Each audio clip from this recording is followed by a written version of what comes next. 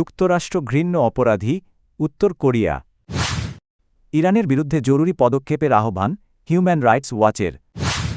ভেনেজুয়েলায় নির্বাচন কবে জানাল যুক্তরাষ্ট্র। গ্রিনল্যান্ড ইস্যুতে চূড়ান্ত সিদ্ধান্তের মুখোমুখি ডেনমার্ক ফ্রেডরিকসেন। ইরানে বাড়ি বাড়ি তল্লাশিতে মিলল মার্কিন অস্ত্র ও বিস্ফোরক। জাতিসংঘে যুক্তরাষ্ট্রের কর্মকাণ্ডকে নির্লজ্জ, বৈধ ও অনৈতিক আখ্যা দিয়ে তীব্র নিন্দা জানিয়েছে উত্তর কোরিয়া। সোমবার নিউইয়র্কে জাতিসংঘে উত্তর কোরিয়ার মিশন থেকে দেওয়া এক বিবৃতিতে ওয়াশিংটনকে ঘৃণ্য অপরাধী হিসেবে অভিযুক্ত করা হয়। উত্তর কোরিয়ার ওপর আরোপিত নিষেধাজ্ঞা লঙ্ঘন নিয়ে জাতিসংঘে আলোচনার পরিকল্পনার প্রতিবাদে এই কড়া প্রতিক্রিয়া জানায় পিয়ংইয়ং। তাদের দাবি, যুক্তরাষ্ট্র নিজের ভূ-রাজনৈতিক স্বার্থে জাতিসংঘকে অপব্যবহার করছে। বিশ্লেষকদের মতে সম্প্রতি ভেনেজুয়েলার প্রেসিডেন্ট নিকোলাস মাদুরোকে মার্কিন বাহিনীর হাতে আটক হওয়ার ঘটনা এই ক্ষোভের বড় কারণ। উত্তর কোরিয়া আশঙ্কা করছে ধরনের শীর্ষ নেতাকে সরিয়ে দেওয়ার মার্কিন কৌশল তাদের সার্বভৌমত্বের জন্য হুমকি হতে পারে। বিবৃতিতে পিয়ংইয়ং জানায়, জাতিসংঘের উচিত উত্তর কোরিয়ার ওপর নিষেধাজ্ঞা নয়, বরং যুক্তরাষ্ট্রের কথিত অপরাধমূলক কর্মকাণ্ড নিয়ে আলোচনা করা। ইরানে চলমান সরকার বিরোধী বিক্ষোভ দমনে নিরাপত্তা বাহিনীর হাতে ব্যাপক হত্যাকাণ্ডের অভিযোগ তুলে জাতিসংঘের নিরাপত্তা পরিষদকে জরুরি পদক্ষেপ নেওয়ার আহ্বান জানিয়েছে হিউম্যান রাইটস ওয়াচ। সংস্থাটির নির্বাহী পরিচালক ফিলিপে বোলোপিয়ন বলেছেন, ইরানে এখন একটি জরুরি মানবাধিকার সংকট তৈরি হয়েছে।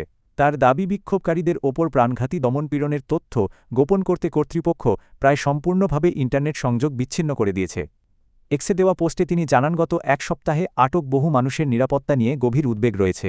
ইরানি কর্তৃপক্ষ বিক্ষোভকারীদের আল্লাহর শত্রু হিসেবে অভিযুক্ত করছে, যা ইরানে মৃত্যুদণ্ডযোগ্য অপরাধ। বোলোপিয়ন বলেন, পরিস্থিতি অত্যন্ত সংকটজনক।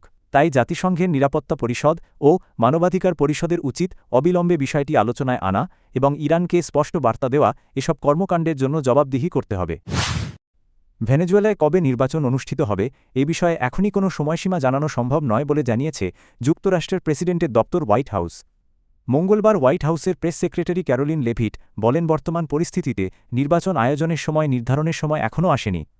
এই মন্তব্য এসেছে এমন এক সময় যখন ভেনেজুয়েলার বিরোধী নেত্রী মারিয়া করিনা মাচাদো আগামী বৃহস্পতিবার মার্কিন প্রেসিডেন্ট ডোনাল্ড ট্রাম্পের সঙ্গে সাক্ষাৎ করতে যাচ্ছেন। প্রেসিডেন্ট নিকোলাস মাদুরো আটক হওয়ার পর উদ্ভূত পরিস্থিতিতে ট্রাম্প এখনও নির্বাচনের কোনো নির্দিষ্ট রোডম্যাপ ঘোষণা করেননি। ভেনেজুয়েলার অন্তর্বর্তী প্রেসিডেন্ট ডেলসি রদ্রিগেজের ওপর ট্রাম্পের আস্থা আছে কিনা এমন প্রশ্নে লেভিট বলেন, ট্রাম্প ভেনেজুয়েলার নেতৃত্ব নিয়ে বাস্তবসম্মত মূল্যায়ন করেই পদক্ষেপ নিয়েছেন। তিনি জানান, রদ্রিগেজ ও তার সরকার যুক্তরাষ্ট্রের সঙ্গে সহযোগিতামূলক আচরণ করছে। এর উদাহরণ হিসেবে সাম্প্রতিক জ্বালানি চুক্তির কথা উল্লেখ করেন তিনি। গ্রিনল্যান্ডের ভবিষ্যৎ নিয়ে ডেনমার্ক এখন চূড়ান্ত সিদ্ধান্তের মুহূর্তে দাঁড়িয়ে আছে, এমন সতর্কবার্তা দিয়েছেন দেশটির প্রধানমন্ত্রী মেটে ফ্রেডরিকসেন। মার্কিন প্রেসিডেন্ট ডোনাল্ড ট্রাম্প আর্কটিক অঞ্চলের এই স্বায়ত্তশাসিত ভূখণ্ড দখলে শক্তি প্রয়োগের হুমকি দেওয়ার পর এ মন্তব্য করেন তিনি। আল জাজিরা এ তথ্য জানিয়েছে। ওয়াশিংটন ডিসিতে এক বৈশ্বিক বৈঠকের আগে ফ্রেডরিকসেন বলেন, গ্রিনল্যান্ডকে ঘিরে একটি সংঘাত তৈরি হয়েছে। এর প্রভাব শুধু গ্রিনল্যান্ড নয়, আরও বিস্তৃত অঞ্চলে পড়বে। তিনি জানান, ডেনমার্ক তার মূল্যবোধ রক্ষায় প্রস্তুত, এমনকি আর্কটিক অঞ্চলেও। একই সঙ্গে তিনি আন্তর্জাতিক আইন ও জনগণের আত্মনিয়ন্ত্রণের অধিকারের প্রতি আস্থার কথা পুনর্ব্যক্ত করেন।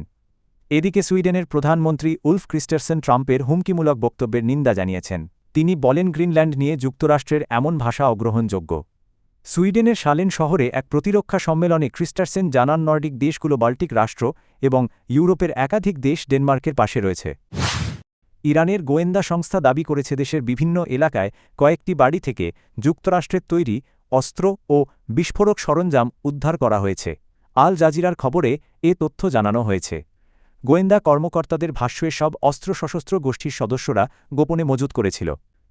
উদ্ধার করা সরঞ্জামের মধ্যে আগ্নেয়াস্ত্র ও বিস্ফোরক ডিভাইস রয়েছে, যা বিক্ষোভের আড়ালে সহিংস কর্মকাণ্ডে ব্যবহারের পরিকল্পনা ছিল বলে দাবি করা হয়েছে। এর আগে ইরানের পররাষ্ট্রমন্ত্রী আব্বাস আরাঘচি জানান, বিদেশ থেকে দেওয়া ফোন কলের অডিও রেকর্ডিং সরকারের হাতে রয়েছে। তার দাবি, দেশের বাইরে থেকে আন্দোলনকারীদের উস্কানি ও দিক নির্দেশনা দেওয়া হচ্ছিল। চলমান সরকার বিরোধী বিক্ষোভের প্রেক্ষাপটে এসব অভিযোগ সামনে এলো। ইরানি কর্তৃপক্ষ দীর্ঘদিন ধরেই বিদেশি হস্তক্ষেপের অভিযোগ করে আসছে।